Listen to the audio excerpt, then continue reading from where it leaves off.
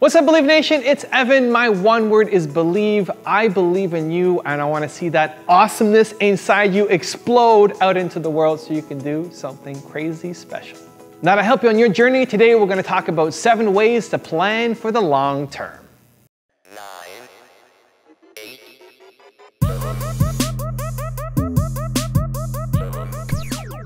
So one of the questions I get asked often is, how do I plan? How do I plan for my business, not just for the short term and immediate sales, but how do I plan for the longer term? How do we create a plan that's gonna work, that'll be realistic, that'll last me for a long time and have that guiding point for me that I can also sell to investors and to customers and to partners and suppliers. So today I'm gonna share with you my 7 tips on how to plan for the long term.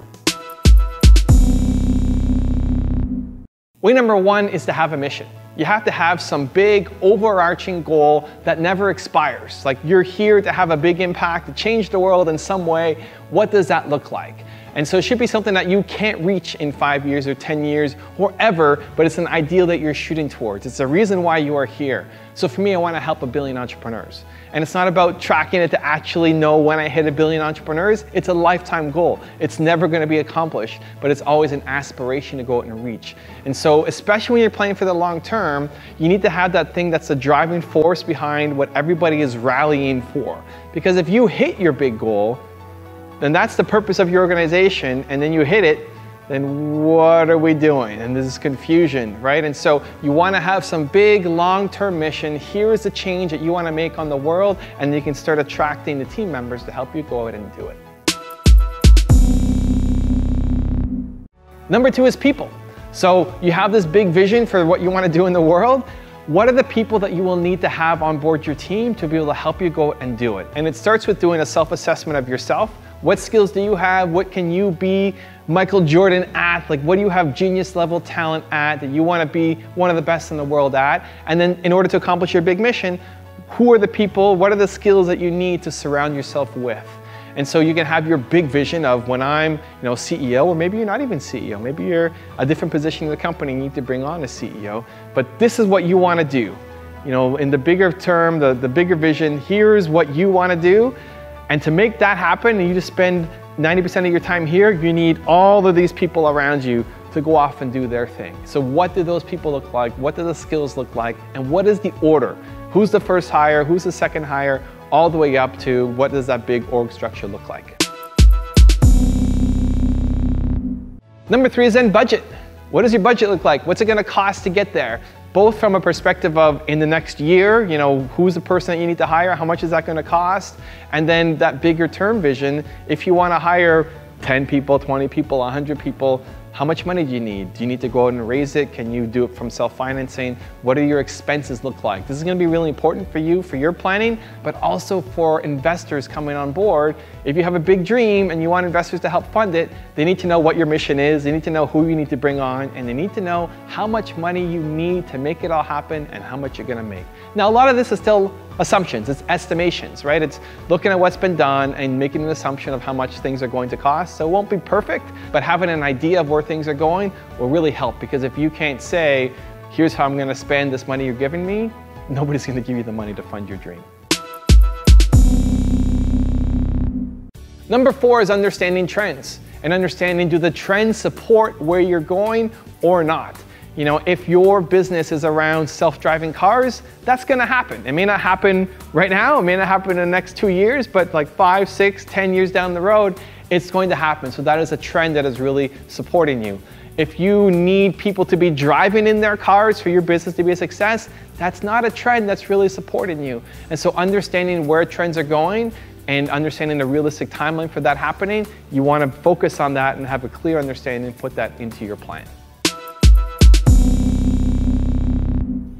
Number 5 is understanding technology. Is the technology currently in place for you to be able to do what you want to do, or do you need improvements in technology to happen? This is one of the things that investors always look at in the business plan. If the technology is ready right now, there's an audience, the tech is right there, you don't need some new things to happen, they're much more likely to fund you than if you need to wait for the cost of some technology to come down for you to go out and acquire it. So if we look at driverless cars as an example, the tech isn't there yet.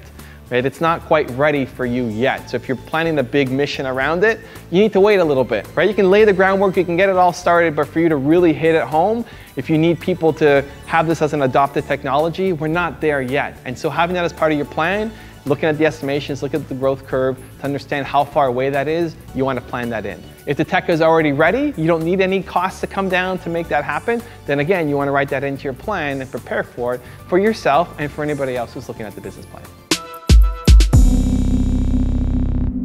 Number 6 is to look at, do you need any other kind of approvals to happen before you can launch this business or for you to be able to grow and expand your business?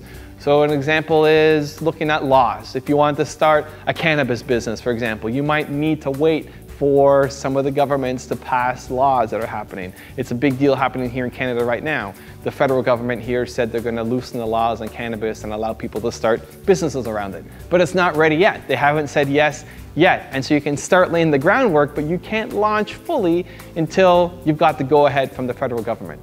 Or are you waiting for some contracts to expire? You know, you have this big potential deal with a customer, but they've already locked in for a couple years with somebody else. You need to wait for that deal to expire before you can come in, or at least come in a big way. You have a small chunk, you want to take over the whole piece. That can't happen until the contracts have expired. You look at professional sports teams as an example, right? You might have a player on your team locked in for 3 years. You got to figure out what's going to happen after that 3 years. Or you really want to target a player on another team, but they're on a contract for 2 years. So you got to wait for those 2 years to wrap up before you can bring them on board. And so do you need approval for anything? Are you ready to go right now? Or do you need to wait for some kind of approval from contracts from the government, from somewhere else for you to be able to do what it is that you want to do? And number 7 is do the first small step. What often happens to a lot of entrepreneurs, and this happened to me too when I first started my first business, is we get so stuck in the planning of how we think things are going to work out, and invariably it doesn't work out like we think it's going to work out. Like no matter how good a plan you make, it's going to change. If you look at the most successful businesses, you look at how they started, what their first business plan idea was, it always changed to what actually made them a success. And so it doesn't mean don't plan, because a plan is good, just you have to adapt the plan. What you think of is not what's actually going to be birthed. You'll have to create it and then adjust and adjust and adjust. And what happens too often is we get stuck in planning mode because it's fun and exciting to think about this big new future that we can build and all the customers we're going to help and that new world that we're going to create. It's really exciting and the endorphins are going off, but then we don't do anything, right? Or we're waiting like, well, to do that, I need to get investors or I need to get funding or I need to get like all the reasons why you can't go off and be successful, and then you don't do anything too often. And so what I encourage entrepreneurs to do is have the big dream, have the big plan, have the long-term vision for where you want to go, and start small.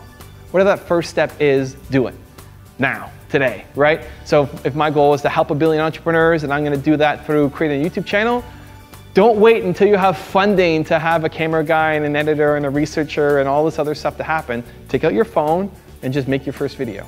Do that and do another one the next day and another one the next day. And so whatever your big plan looks like, break it down into the tiniest, smallest steps of what you can do immediately today to take one little itsy bitsy tiny step forward, and then start doing that instead of waiting for some magical thing to happen. So that's my advice on the 7 ways to plan for the long term. I made this video because Mohid Abusal asked me to. If this is a topic you'd like me to cover on a future 7 ways video, check out the link in the description, go and cast your vote, and I might make a video just for you. I'd also love to know, what did you think of this video? What was the point that really stood out the most that you're gonna apply somehow in your life or in your business? Leave it down in the comments below. Did I miss an 8, 9, 10 that you wanna add to the list? Share it in the comments below. I look forward to hearing what you have to say. I also want to give a quick shout out to Best You Pro. Thank you so much for picking up a copy of my book, Your One Word, and posting it to Twitter. I really, really, really appreciate the support, and I'm so glad that you enjoyed the read. So thank you again for watching. I believe in you. I hope you continue to believe in yourself and whatever your one word is. Much love. I'll see you soon.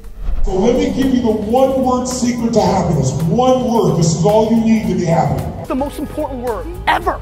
If you had to think of one word that's most important to you, or that sums you up, or that would be kind of like a little beacon. Hey Believe Nation, if you want to know what the most important one word is for Tony Robbins, Gary Vaynerchuk, Oprah Winfrey, will.i.am, and Howard Schultz, I have a very special secret video for you. Check the description for details.